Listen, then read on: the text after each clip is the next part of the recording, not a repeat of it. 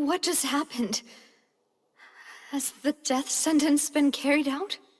Was that bright light some sort of misdirection? I have a feeling that something huge just happened. But since we're all still alive and haven't been dissolved, I assume whatever happened was good for us. It's time to end this.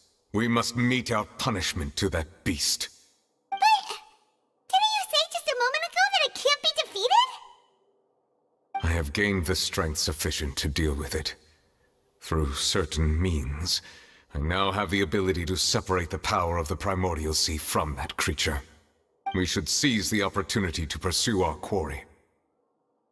Traveler, now that the oratories can no longer function, I require an executor to help me mete out justice. The root of the calamities befalling Fontaine, the beast that enacts the prophecy. Its name is the All-Devouring Narwhal. Come with me, traveler. The hour of execution has come.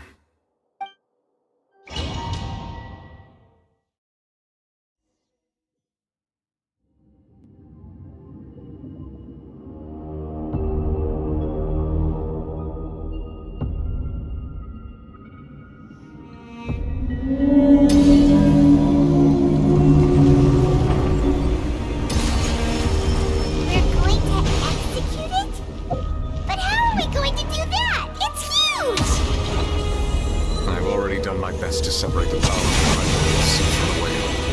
Considering the size of the beast, I cannot reach the power source. Unless we can find a way to attack it from within. I shall share a part of the ancient dragon's power with you. We shall look for an opening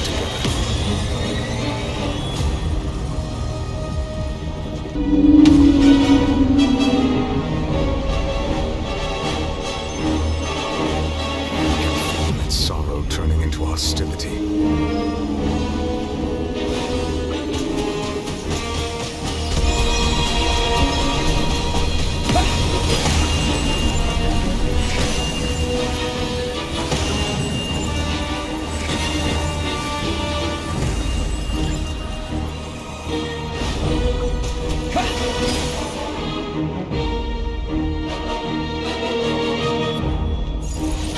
The All-Devouring Narwhal cannot resist its instinct to devour. Continue to trigger its hostility. The chance will present itself.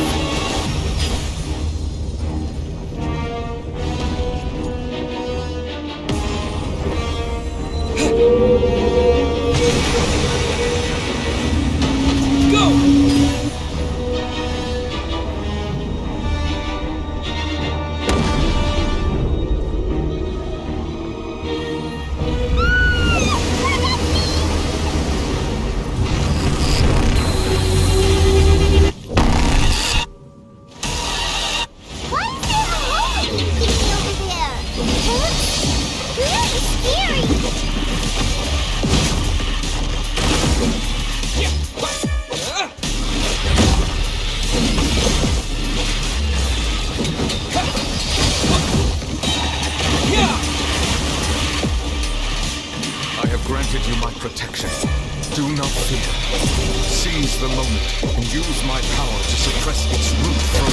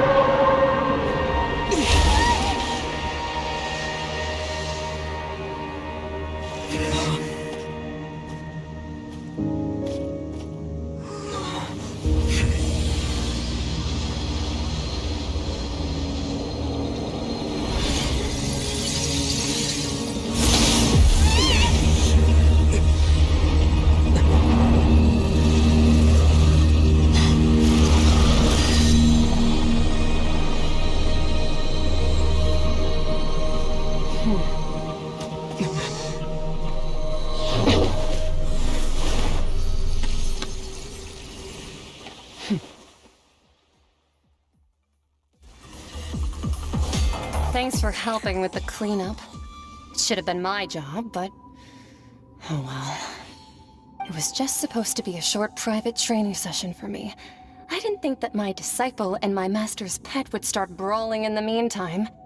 Well, actually, I had a feeling that it would happen at some point, but they bumped into one another earlier than I thought.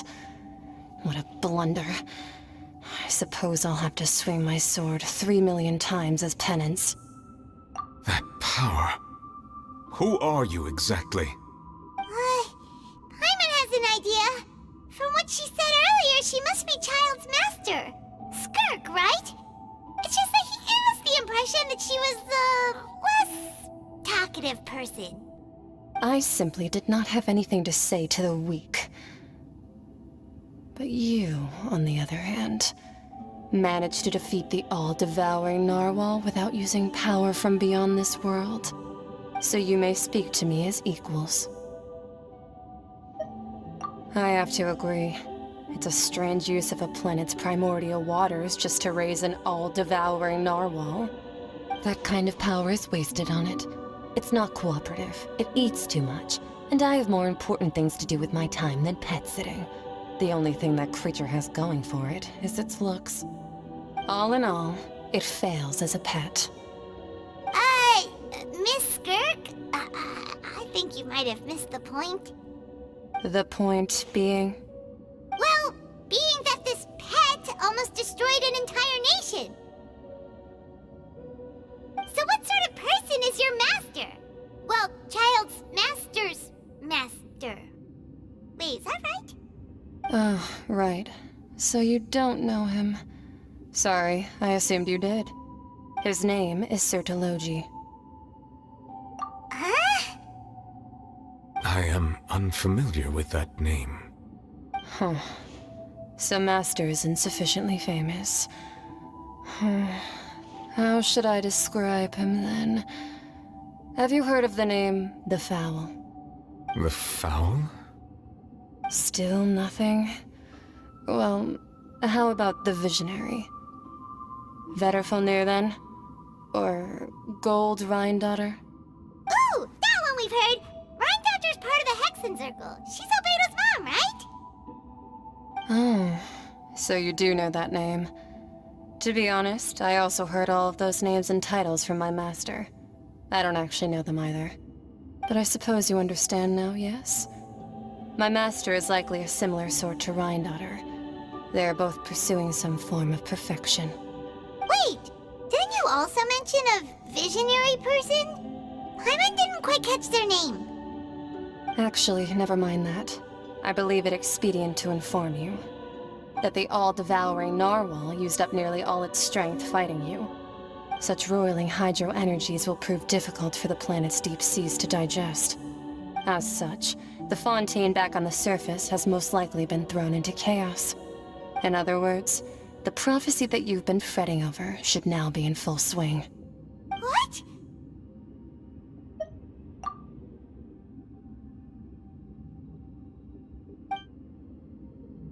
Not to worry. Focalor has already managed to deceive the heavenly principles.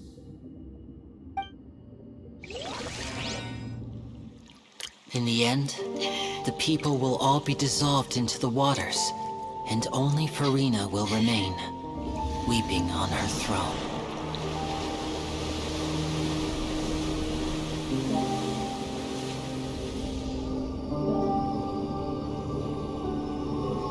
Only then will the sins of the people of Fontaine be washed away.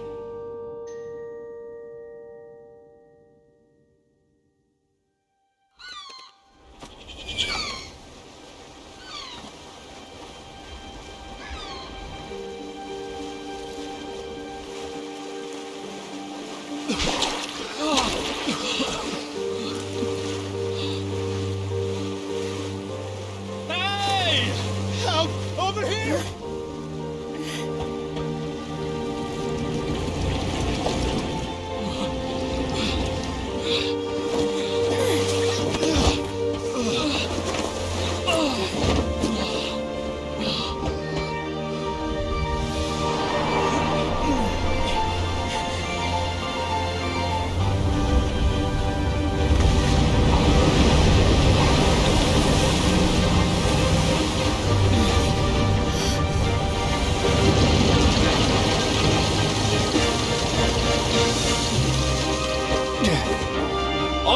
Initiate emergency rescue!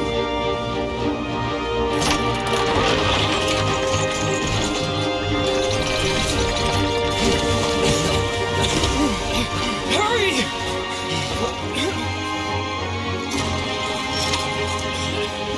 Hey, lend a hand!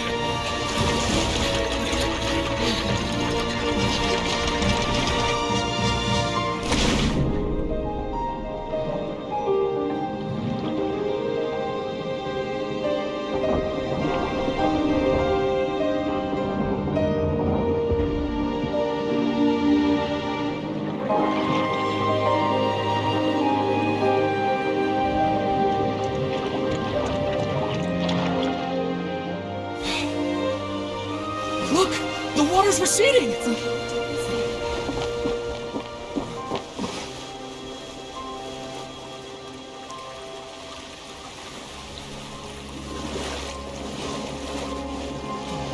It's a miracle! Water's receding. We didn't dissolve.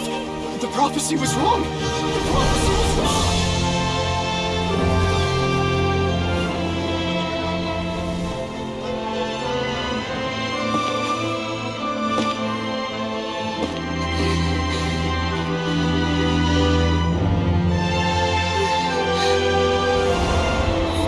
Are you alright? Yeah.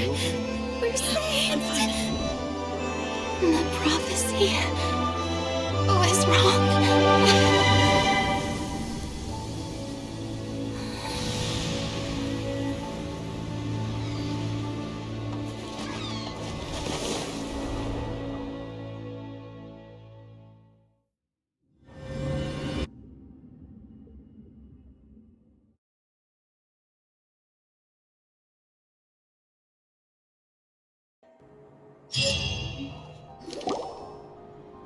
The soil renewed!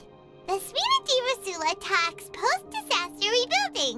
I recently visited Poisson to meet with Miss Navia, spokesperson of the Spina di Rosula, and we spoke about Poisson's present and future. Old soil can still give birth to new bloom, Miss Navia stated. Hope is like seeing a small cookie when you're starving late at night. You just need a little of it. Skyship Winglet, lunar brain of the Fontaine Research Institute.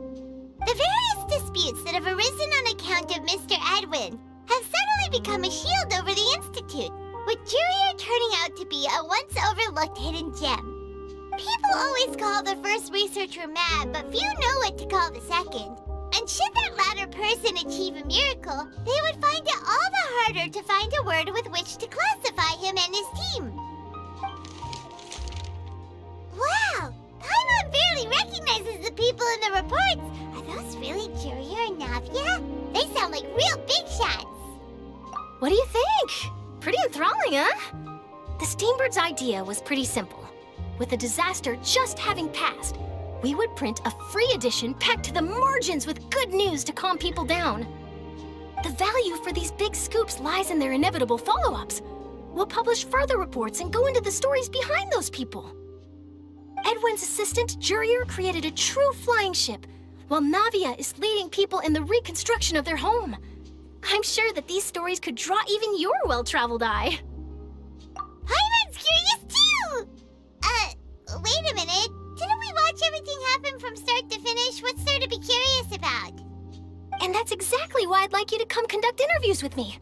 You're the best incubators of news, if you haven't noticed. And also, with you around, I'm sure I'll get to see that Duke. Are you sure? Hasn't he turned you down several times already? Oh, this time will be different. Come on, let's head to Poisson first, and then make a trip to the fortress. There are some things you'll only know when you get there.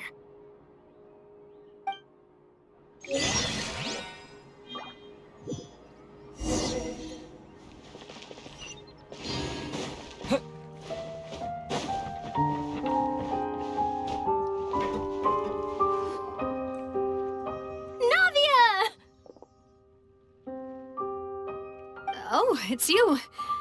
What brings you all here? Hey, we're just having a look around. I'm here to update myself on how things are going here. Oh, the Fatui are here too. Let me introduce you. This is Mr. Garunt Snezhevich. He represented the Knave in sending us a large amount of supplies, and is helping with our work. Our residents are hard at work as well. Thanks to everyone, work is progressing nicely. We've lost a lot of people, but we're moving forward. That will have to be enough. Hello, Miss Charlotte. I'm a big fan of yours. I especially like that article you wrote last year about Fontaine's stray cats. But if you don't mind, could you not emphasize our role too much in your report? It's not charity we're doing here. We just happen to share the same interests as the Spina. I get where you're coming from. I'll keep it as simple as possible. Or would you be willing to feature as friendly neighbors? That would be fine. Thanks. Oh, you're back too. How are things? We finished laying down the construction materials. It'll be another hour before the workers are able to go over there. Huh? You're here too, Clorinde? Well, her reputation's greatly risen after that whole duel business with Miss Farina, so she's here in Poisson to wait out the heat. All right. She really came here to help me out. There's too much to consider in the reconstruction of Poisson. The Spina has need of more decision-makers. And, well, I do already happen to be connected to Mr. Callis. Oh, wait just a moment. Do you mind me asking a few questions? You know, about how you felt before the duel, about what it was like facing down a god. There's lots of exciting material there, I bet. Forget it. I'm sure you can find a better theme than that, Miss Charlotte. I see you're the same as always. Couldn't you do me a favor, for Navia's sake? Well, if we're talking about doing things for my sake, you might as well just take a few more photos of me. Or of the Traveler. It's better than wasting time persuading Clorinde, at any rate. Of course I will. I'm not gonna let him off that easy. All right, then everyone who wants to be in the photo, gather up. And smile.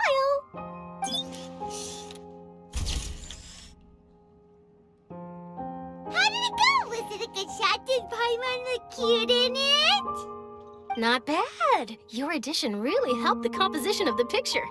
All right, hang on a moment. Let me snap a few more shots.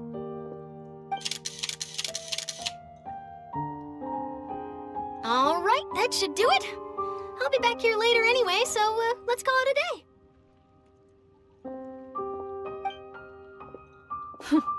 You're very quick. Speed is of the essence when it comes to the news, and freshness is the key. Also, not to brag, but I'm pretty good at building connections. Who knows? I might eventually get that interview with you after all, Miss Clorinde.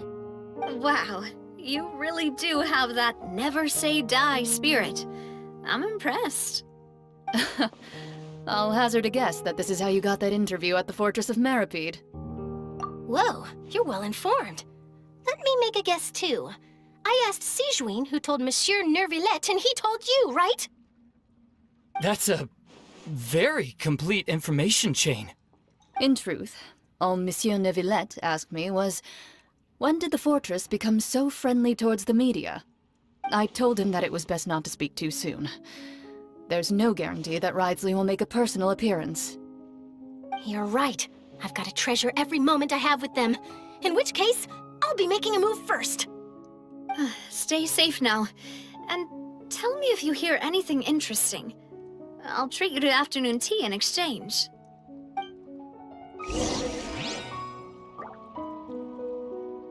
You seem curious about the fortress. Of course. That Ridesley. I still remember going down to the fortress to grill him for information on my father's case. Boy, did he take me for a ride. Without telling me anything, of course. But he did invite you to tea, didn't he? 2 large pots of it, in fact. It was good tea, though. I have to agree. The tea there is very good. Speaking of that, would you like to have some today? I mean, you've got time, right? Well, I'd be partial to some shortbread. Wow, it's like we've got a menu or something. Sure. Good. What flavor of biscuits would you like, Mr. Snezhevich? Me? I'm fine with anything. But I would prefer chocolate, should you have it. All right. Leave it to me. I'll go over the newly arrived supplies with you later, Mr. Snezhevich. We should be able to finish the preparatory work today. That works great for me. Huh. Is it just me, or did you get a new lipstick? Ah, I did. It was a gift from Sijwin. Want to give it a try? I think the color would suit you, too.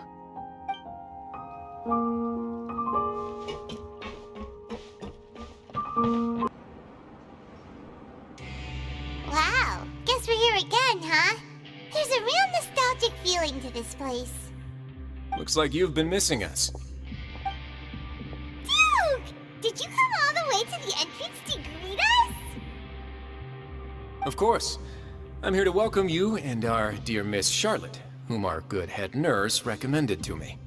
It's an honor to finally meet the much-rumored Duke. Thank you for consenting to my visit to the fortress, sir. No need to thank me. But that said, I shouldn't be the focus of your interview.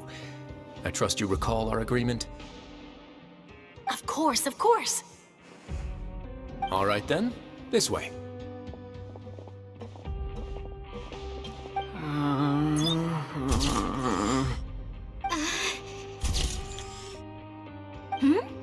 Hey, no need to be so nervous. I've already taken all the photos we need. Miss Charlotte, do these pictures really need to be published on the cover of the Steambird?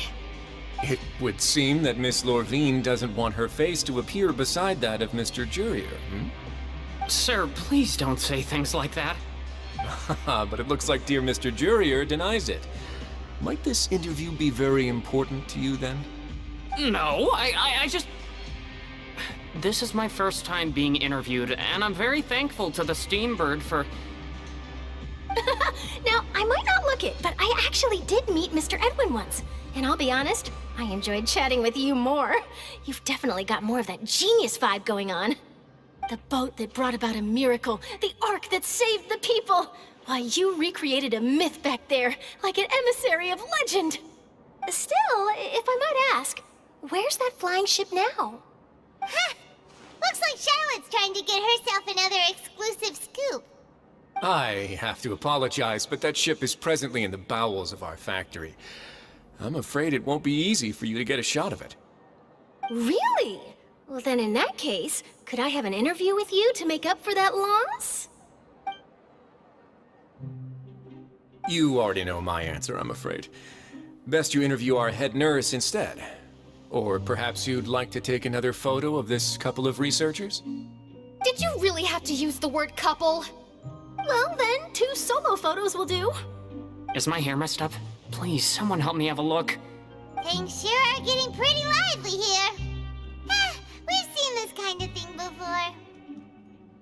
Oh, seems like everyone's here.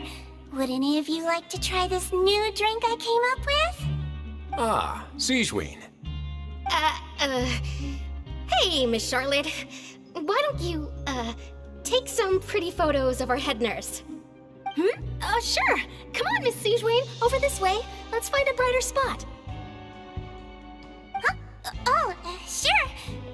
Do I have to smile? So, how have things been at the fortress?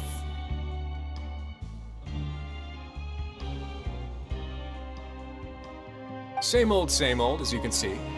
Fontaine's undergone some changes, but this place is still more or less the same. Other than that flying ship, it got a tad too much attention, I think. That's why I decided to let the interview go through.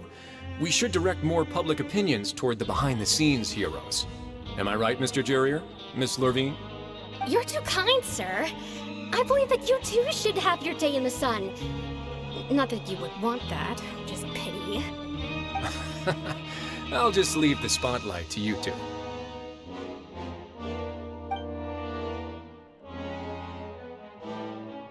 I see. Lots of things happened that day, huh? Anyway, regarding that Harbinger, I'm not sure you remember, but his 3 young followers are still waiting for his return. He sure did win them over, huh? I'll tell them that there's good news and bad news. The good being that their boss seems fine, and the bad being that they must face extended sentences for abetting his escape. Oh, actually, what about you? Are things gonna change for you too? What change can there be? The fortress will keep chugging along, and so will my duties.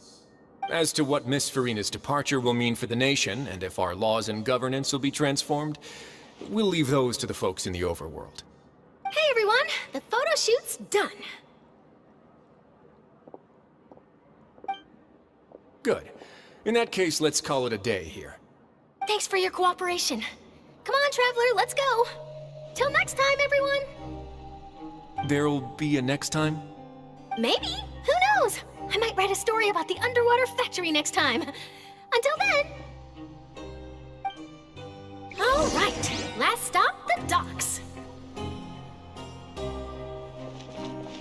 Oh, you know, I'd love to see you in one of Charlotte's photo shoots one day. Is that really necessary? Our line of work doesn't really require much photographing. It's precisely because we don't need the picture that they'll have value as keepsakes. You don't really look all that opposed to the idea, you know. Maybe I'm just happy that I managed to once again avoid the spotlight. I think this interview went well either way. Yes, you successfully kept prying eyes away by using Mr. Jurier and Miss Lorvine as shields.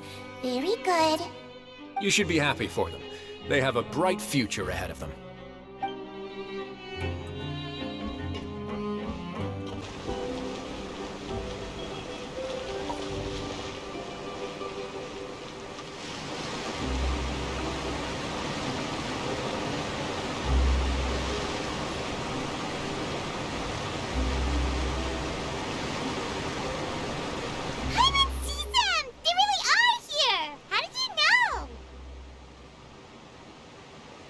Mentioned that she stayed in touch with Linny and the others after working together. Apparently, they've been at the docks distributing these strange pockets the whole time since. Traveler, Paimon. Ah, and Miss Charlotte, too. Would you like a magic pocket? What sort of gadget is it? It's a wondrous bag that can be used to carry many things. The water level has returned to normal. But if you see any of your things floating around, you can use this to carry them. Or you could trick a friend into doing it for you. Trick a friend?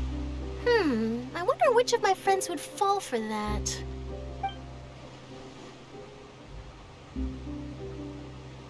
You could just make a friend like Fremine here. Isn't that right, Fremine? Is this what you meant by... I'll help you make some more friends? To be honest, that sounds pretty sweet. Could I have your contact, please? Sure. Please, write down my address. You sure are working hard to help Fremine socialize. He was the one who proposed doing this. He even wants to assist in our magic shows. Yes, I was planning to first introduce Per as an assistant, and later Fremine himself. In the future, I think we can leave underwater escape magic to him too. That said, would anyone want to see a diver escape underwater? Oh, it'll work out. Every journey begins with the first step. He'll become a part of our show eventually. Lynette, could you come over? Miss Charlotte says she wants to take a picture of us. Got it. My, that Charlotte is rather perceptive. She got rid of everyone the moment she realized I had something to say to you. So, how have things been, Traveler? Father says that you did a great deal during the latest events. She's very grateful for your contributions to Fontaine. That's all right. We were more than happy to help. So, what's she doing now? Oh, I guess you haven't heard. Well, after Lady Farina left, Father and Monsieur Neuvillette opened negotiations, during which he gave Fontaine's gnosis to her as a diplomatic gift. A diplomatic gift? A gnosis? Yes, I was quite surprised at first myself. But when I thought it over, there were actually a number of things going for it. It could have been done as an apology for the incident with Lord Child, or as thanks for his help in tying the All-Devouring Narwhal down. Furthermore, Father did also lend significant aid to Fontaine and Poisson. Well, that's true, but this is a gnosis we're talking about. Doesn't this seem a bit irresponsible? I would agree, but I've also heard that it seems that Monsieur Neuvillette has had a significant change of heart regarding the matter. So there's some reason for this that only Neuvillette knows about? I suspect you'll have to ask him about that yourself. Ah, yes, speaking of which, I did see him strolling around the entrance to the Fortress of Meripede a while back. Isn't he real busy and stuff? Paimon didn't think he'd have the time for that. But back to the topic. The Gnosis was given to the Knave, right? What about Child? They say that he's returned to Snezhnaya to recover from his wounds. I hear that the recent disaster really did a number on his health. That's true. When you think about it, we've had loads of run-ins with the Fatui. To think we'd be allied with them this time. So shocked by such a simple switching of sides?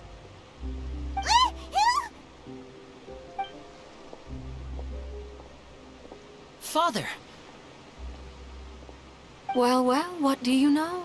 Come to the docks to see how my children are doing and meet the Traveler by chance. Please do not pay my accomplishments in Fontaine too much mind. I would have done them regardless. Are you going to take the Gnosis back to Snezhnaya? That is our duty as Harbingers, yes. Don't be too preoccupied with sides. The goal of the Fatui concerns not a single place or person, but the entire world. With such a grand goal in mind, it is inevitable that we must wear many masks. Switching my masks is something I've always done. Well, that depends on many things. No one truly knows what the future holds. What good is honesty if you can't rely on it forever?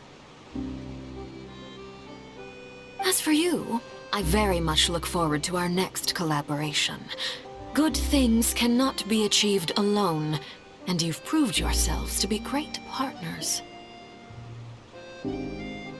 A vision? All right. I'll remember to return it. Thank you for keeping it safe for him this entire time.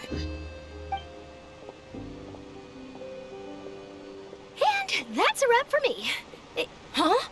You're... Greetings, Miss Journalist. Hello. If I'm not mistaken, there are diplomatic channels I'll need to report to take a photo of you. That is correct. So forgive me, but I will not be able to serve as a subject in your article. However, feel free to write as much as you'd like about our dear magicians and our upcoming rookie talent. I will. The sea breeze is quite pleasant. I shall continue my walk while the weather remains so agreeable. Farewell. Farewell, Father. Oh, she has such an intimidating presence. I didn't even dare to take a picture. Thankfully, I've already wrapped up all my pre-scheduled interviews. Thank you all. This'll be more than enough for me to write about, I'm sure. Don't be too nervous. Why don't you take a magic pocket before you go? Here, Traveler, Paimon, you take one too. To move things about? That's right. Funny. I was giving out magic pockets when we first met too. And what do you know? I'm doing the exact same thing right now. So many things have happened, but the pockets are still the pockets. I guess this must be life. We will all follow our own paths, and serendipity will lead you to your fated friends. All right then. We'll be handing out pockets in some other districts later, so we'll get going now. Have a good day, you two.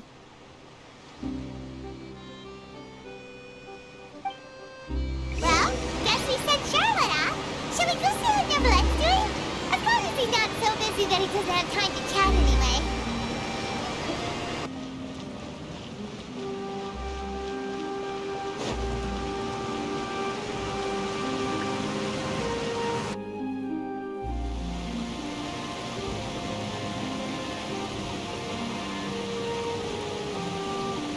really are here, Neuvillette. Paimon didn't think you were going to have free time this hour of the day. Really? Oh, I suppose you must have met Mr. Linney. He took the time to greet me earlier when he passed this way. In any case, you came at a good time. I was just considering reaching out to you to set up a meeting, so I may explain some things that I haven't had the time to before. Aw, Paimon's glad that you remembered. Thank you for keeping us on your mind, what with you being busy and all. Alright, let's have it then. How was Fontaine actually saved? The whole business is still quite the mystery to us. It is strange how words can often leave a bitter taste in the mouth when it finally comes time to say them out loud.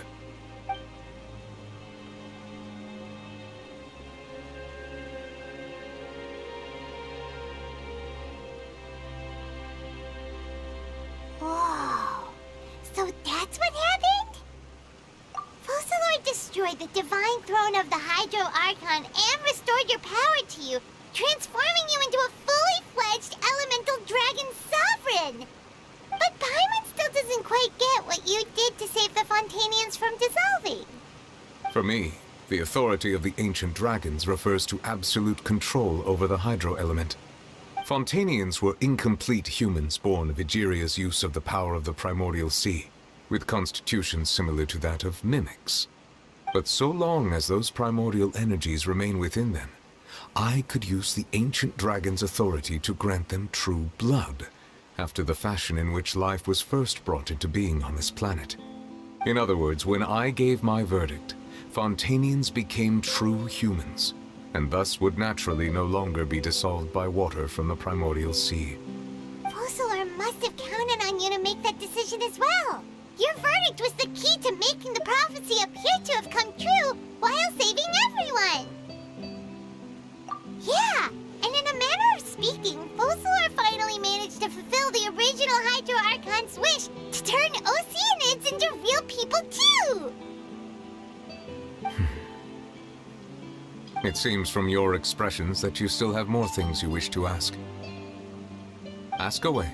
I will tell you the truth as I know it. I have investigated his case along many avenues, and I have learned that he once fell into an unknown chasm when he was young. There, by chance, he awakened the All-Devouring Narwhal. But whether it be by sentiment or reason, that should not have been enough to consider him the root cause of the disaster. At most, he would have had tangential liability. As for the judgment passed by the Oratrice during the trial, whether it was due to that liability by association, or Focalor deliberately using him to buy time for us on the assumption that he would be able to hold the creature off, I cannot say. Guess Focalor had Fontainians in mind the whole time. In the end, it was thanks to her that they finally became real humans. Hang on a second. Paimon suddenly got another question. Back when Fontainians hadn't yet become real humans, were the children they had also transformed Oceanids? Life has always flowed like water.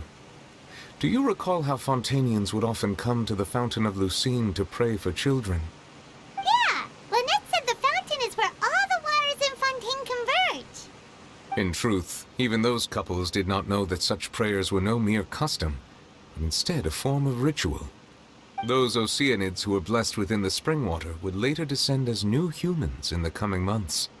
Paimon sorta gets it now. Either way, it seems like this ritual won't be of any further use, but it'll probably live on as a local custom. Ask away. I will tell you the truth as I know it. Yeah, about that. Risley said Farina has already left. What's that all about? Ah, Lady Farina. The people are only aware that her death sentence has not been carried out. She abdicated the post of Hydro Archon and left affairs related to that title to me, before leaving the Opera House. I related Focalor's words to her faithfully and completely. After hearing them, she seemed neither saddened nor comforted. She simply said that she was tired and needed to rest. Having said that, she then packed her things and moved out of the Opera House, not unlike how an ordinary person might. But she's still got a place to stay, right? You need not worry. I will make arrangements to ensure that she will not want for food, clothing, board, or travel. In truth, I am somewhat happy for her. The wear and tear on her spirit will, of course, take time to heal. But now that she no longer has to play the role of Focalor the Hydro Archon, she can finally lay down her burdens and lead a normal life. What about you then? What are your plans now that you've regained your full powers as the Hydro Dragon? After Focalor passed on, the Oratrice also ceased to function. This matter will directly affect our trials. After much careful consideration, I've decided to take over its role in our courts. From now on, I shall hear cases and pass verdicts by myself. Looks like you're still considering stuff from the perspective of the Udex, huh? As an elemental dragon, there are indeed many things that I must do. But this power and this duty, in a manner of speaking, you could say that both were granted to me. As such, before I attend to my other responsibilities, I must first and foremost continue to serve Fontaine as its highest judge. The duty of the Hydro Sovereign and the duty of the Udex shall coexist within my person. Additionally, the Hydro Archon's departure has brought about another problem, which is that the Opera House shall no longer produce indemnitium. That's true. That power was derived from the people's faith in the Hydro Archon, wasn't it? Wait, but the various mechs and machines in the city are all still okay. Where are they getting their energy from? As I am now, I have full command over New Musia, and it can serve as a complete substitute. Another reason why I cannot quite leave Fontaine immediately. Wow. This ancient dragon's authority stuff is really quite useful, huh? Ask away. I will tell you the truth as I know it. Oh, that's right! They say you've given it to the knave as a diplomatic gift or something! Leaving aside their intentionality, the two Fatui Harbingers have indeed done much for us during this crisis. Their sole remaining goal in Fontaine, at least at this point, would seem to be the Gnosis. The Oratrice has ceased to function. The Hydro Archon's divine throne is now no more, and I do not need the Gnosis's power. As such, it has lost all meaning for Fontaine. If the Fatui have impure designs, then we might as well accede to their request now, and avoid unnecessary conflict. What complicated considerations! Paimon thought you were just giving it to them out of gratitude to the knave and as an apology to Child. Ask away. I will tell you the truth as I know it. You will soon be heading to Natlan, I presume? I'm afraid that I have little talent as a travel guide, so all I can do is tell you what I know about that land. As far as I'm aware, Natlan can be said to be a nation of dragons. A nation of dragons? You mean like you? No, I suspect that I would not find myself welcome there. Unlike ancient dragons such as myself, the dragons of Natlan have undergone long years of development and evolution. Large numbers of them have entered a form of coexistence with humanity. Natlan is also the nation of war. War ravages those lands like an undying flame. There is one other piece of information I got incidentally from my negotiations with the Knave that I believe may be useful to you. The Harbinger known as the Captain has thrown his hat into the endless ring of war. The Captain. Sounds like a real tough customer. Seriously, everywhere you look, there's a Fatui Harbinger doing their thing. I suggest that you fully prepare yourself before going to Natlan. In the meantime, Fontaine's doors will always be open to you. Ask away. I will tell you the truth as I know it. Hang on a sec. Paimon's still got a question about Gnosis. When we spoke to Lenny earlier, he mentioned that your attitude towards giving away the Gnosis had clearly changed. We guessed that there might be some reason for it that only you were aware of. No wonder the House of the Hearth is the Fatui's intelligence division. They are certainly sharp. So regarding this specific issue, I was just getting ready to share something with you. What is it? In truth, I exchanged some further words with that lady named Skirk after sending you two back to the surface. It went something like this.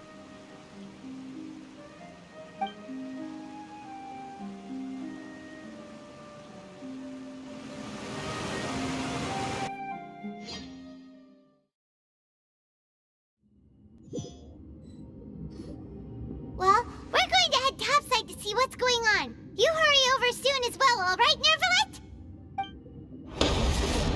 Whoa!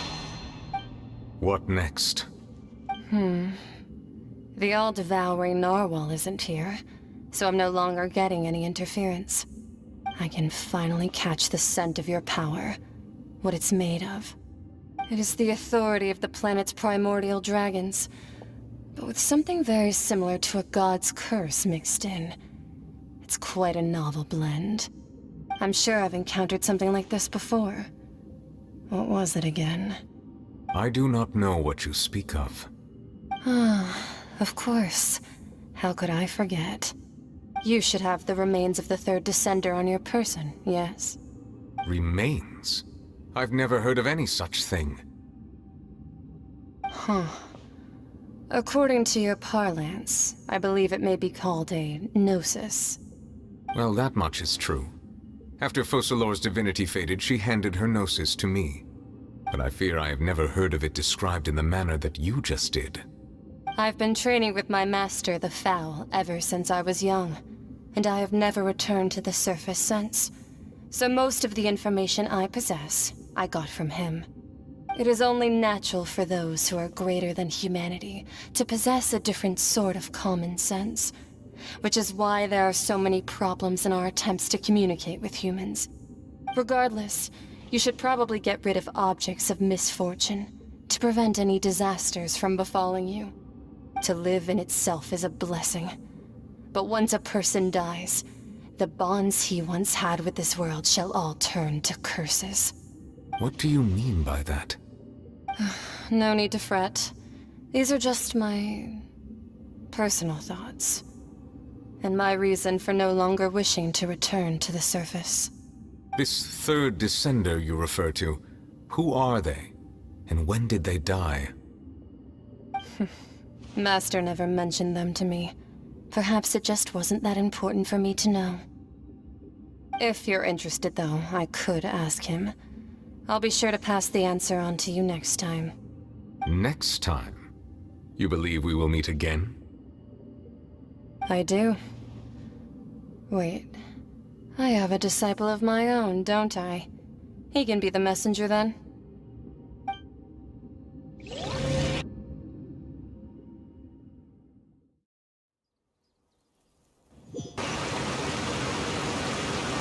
That's what she told me.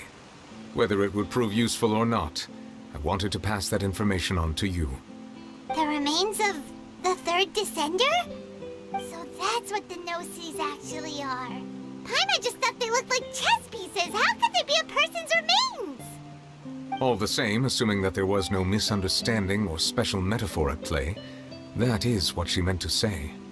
And she said that it would bring misfortune and that you should check it, which is why you gave it to the Fatui. If she speaks the truth, then I would simply be putting Fontaine at unnecessary risk by keeping it here.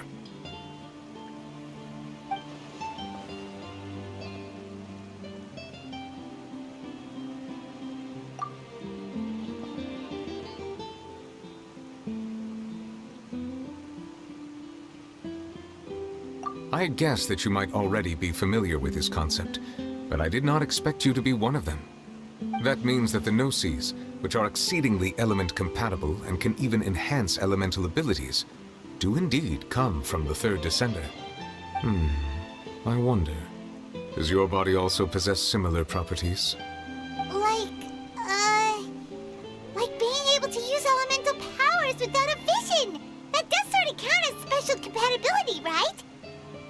No, let's not think about this stuff right now. It just feels creepy.